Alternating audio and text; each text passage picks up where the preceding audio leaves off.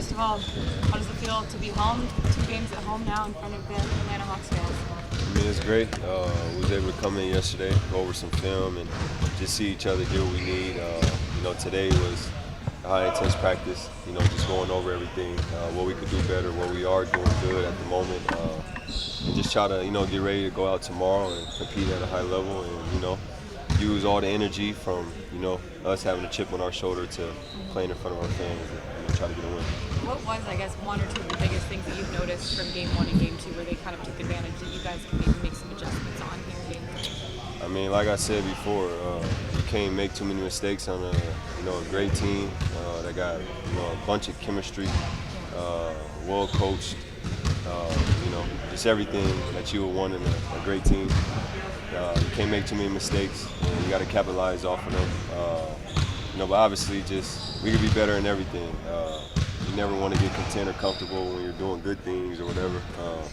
So we just work on what we're working on, and we just got to go out and execute it for the whole game. It can't be for a quarter or 2 quarters, 3 quarters. It got to be for a whole game, and that'll help us win.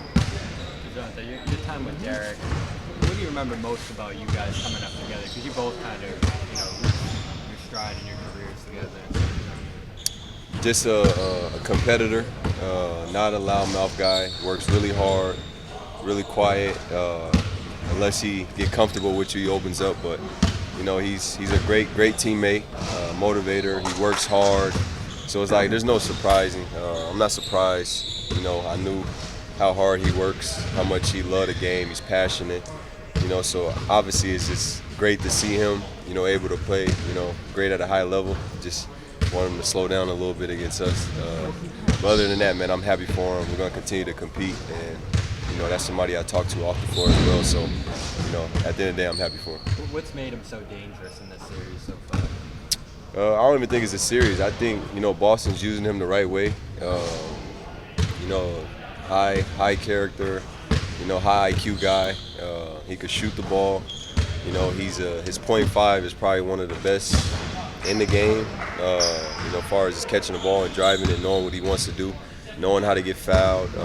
Great defender, smart defender, on the ball, off the ball. So just everything, man. He's a complete player, and like I said, I'm happy for him. I know he'll continue to work and learn, but as far as us, we just gotta continue to handle what we're supposed to handle and take care of business. What's something in Game 2 that you felt like you guys did well that you hope carries over and improves in Game 3? I think we came out better, but like I said, we came out and then we slipped and got comfortable, however you want to put it, and they went on their runs and just like that. So like I said before, we got to be able to execute and be Chris from beginning to the end. And it's not always about making shots. Make or miss shots, but you can't allow backdoors, easy layups, easy baskets like that in the playoffs. You want everything to be able to say, okay, they work for that, whether it's us or them. So, at the end of the day, like I said, we got to be consistent. And I know obviously you're excited to play at home, but how much do you feel like it's actually going to help you guys to be back? I mean, it should help a lot, We was able to get home, see our families, that's number one. And have some motivation, have a chip on your shoulder. We down 2-0.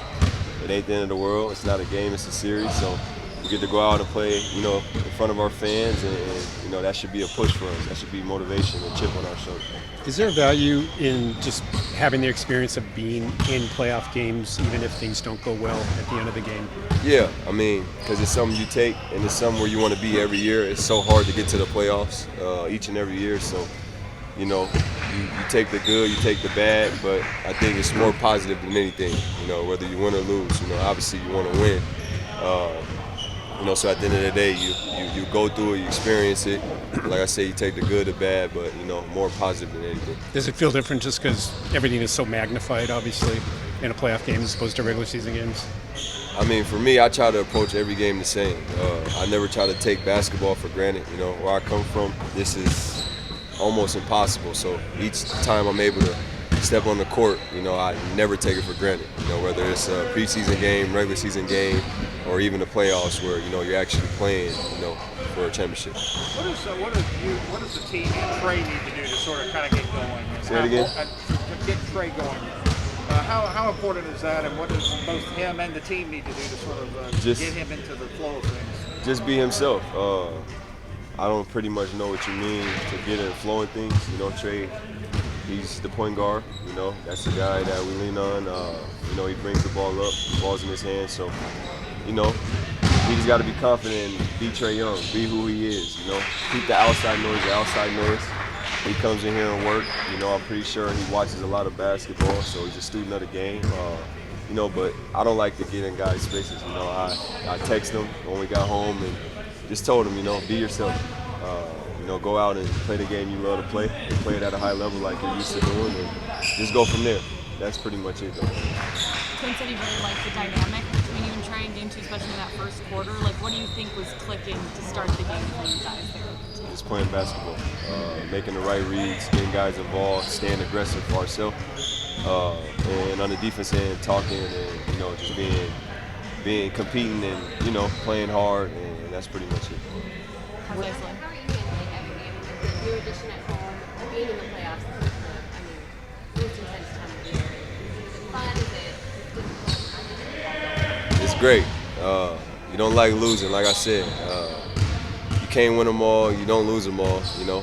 But for me, I'm just, you know, taking the experience, enjoying it, working hard, coming here each and every day, you know, going out, playing in the playoffs. There's a bunch of guys that's on vacation right now. And we're, you know, one of them teams that's in the playoffs competing for something. So, you know, you don't take it for granted. You take advantage of it, and, you know, you see guys in here working. And it's to translate to the game. And, you know, at the end of the day, have fun, but make sure you compete while you're having fun. You've been one of the more consistent shooters and scorers just in the past couple games. What makes you thrive kind of in these moments right now in the playoffs? Like I said, I'm just playing basketball. I think at the end of the day, you know, just a confident guy. You know, I'm from Seattle. You know, all we do is hoop. We call ourselves hoopers. We play basketball. We have fun doing it. So for me, yes, it's the playoffs, but at the same time, I love it.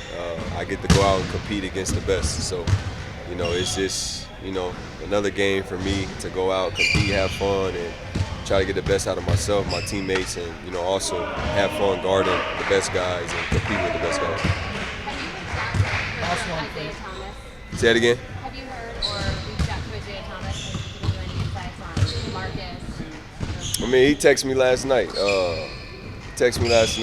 You know, it's somebody, great person, hard worker, should be in the NBA. But he texted me last night, you know, with, you know, little pinpoints and, you know, just some, you know, some encouraged words to help me be better, help my team. You know, that's about it. But that's our relationship. Thank you.